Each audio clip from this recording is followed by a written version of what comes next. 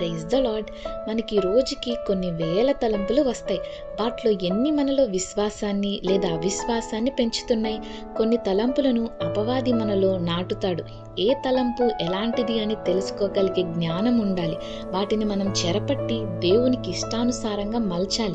మన ప్రయాణాలలో హెల్మెట్కి ఉన్న ప్రాముఖ్యత మన అందరికీ తెలిసిందే. వాక్యం స్పష్టంగా చెప్తుంది రక్షణ అనే హెల్మెట్ని ధరించాలి అని. మనకి ఎన్నో తలంపులు లేదా సందేహాలు రావచ్చు. మనం ఎదుర్కొనే సమస్యలను బట్టి, మన పరిస్థితులను బట్టి. ఇక ఇది సాధ్యమా? నాకు మేలు ఎలా జరుగుతుంది? నాకు సహాయం ఎవరు చేస్తారు అని.